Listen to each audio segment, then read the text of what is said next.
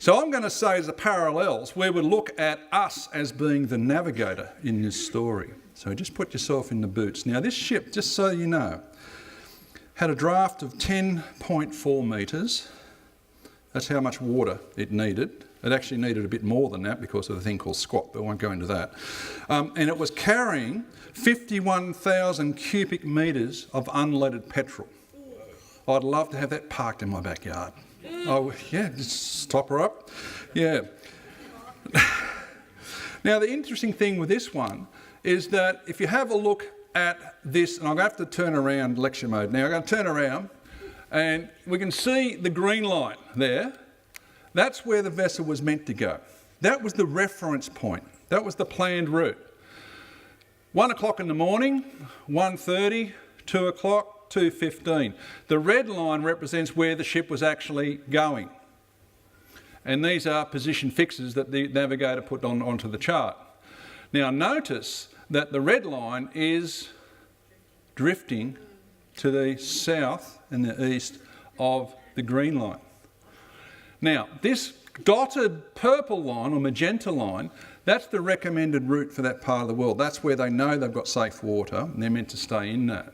Now, if we go to the next one here, we'll see by the time they're down here, they are outside the recommended route. In fact, they are 2 kilometres off track at that point, or a nautical mile, just over a nautical mile. But 2 kilometres for civvy speak, yep?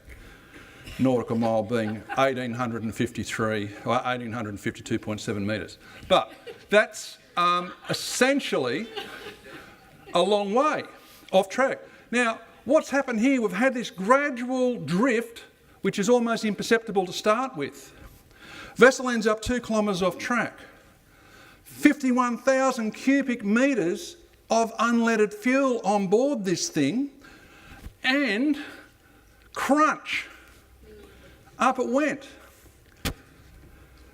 The thing was, the pilot had disengaged. He was busy doing other stuff on the bridge and he put a line on the chart, PCP, please call pilot. So that's the point where the pilot wanted to re-engage. The captain had gone down into his cabin and he was doing email stuff. So then he came back on the bridge and he was disengaged, and the officer of the watch, the navigator, for some reason was plotting the positions but didn't twig that we're 2 kilometres off track. Thank goodness for double-hulled tankers. That's all I can say. There was no spill. But the problem here was, even when the action was taken, it was insufficient action for what was going on. Now, if we have a look at this, up here it says true wind about 25 knots. That's 40 kilometres an hour. And here it's saying that the tidal stream was about a knot. Yep. So that's pushing along as well in this direction, and they knew if they looked at these conditions that was going to push that ship off track, but no one twigged. I don't know why, but there are some factors that might come into this.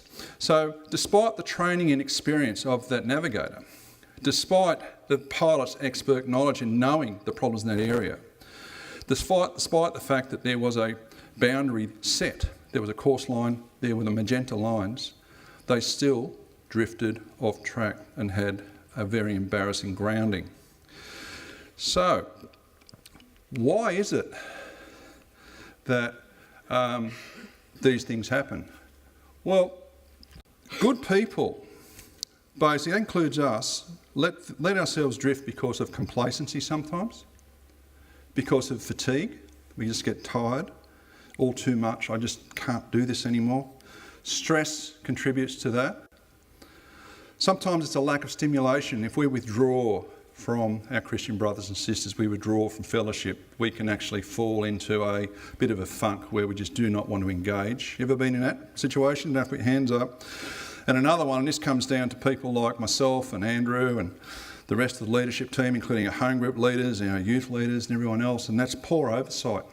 And that's what was happening with the master there. That master should have been having some oversight, because they knew the area.